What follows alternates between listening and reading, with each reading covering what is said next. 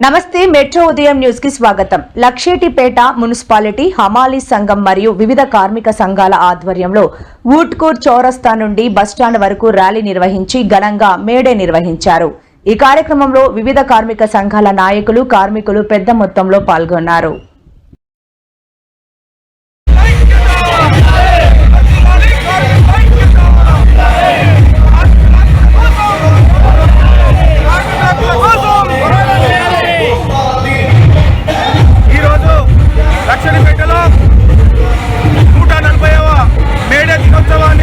హమాలీ సంఘం ఆధ్వర్యంలో ఘనంగా జరుపుకోవడం జరిగింది.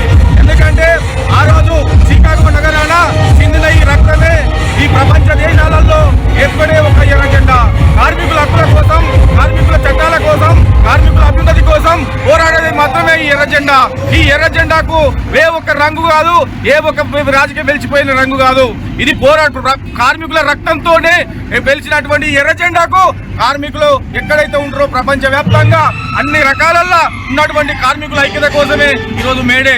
ఈ మేడే అనేది ఆ రోజు వెట్టి చాకిరి జరుగుతున్నటువంటి రోజుల్లో 8 గంటల పనిదినానికై ఆ ప్రాణాలు అర్పించిన వారి త్యాగం వల్లనే ఈరోజు 8 గంటల పనిదినమైంది.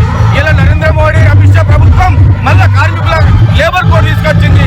ఆ లేబర్ కోడ్ చట్టాలు ఈ రోజు కార్మికులకు అన్యాయం చేస్తా ఉన్నాయి. ఈ రోజు కార్పొరేట్ కంపెనీలకు ఇలా దాసోసం అవుతా ఉన్నాయి. ఆ కార్మికుల లేబర్ కోడ్ చట్టాలు వ్యతిరేకిస్తూ ఈరోజు ప్రపంచ వ్యాప్తంగా కార్మికుల హక్కుల కోసం హమాలీ కార్మికులు కావచ్చు, ఆటో డ్రైవర్లు కావచ్చు, ప్రతి కార్మిక రంగంలో ఉన్న కార్మికుల హక్కులు ఈరోజు ప్రపంచ వ్యాప్తంగా ఏకదినంగా మేడని జరుపుకుంటున్నాం.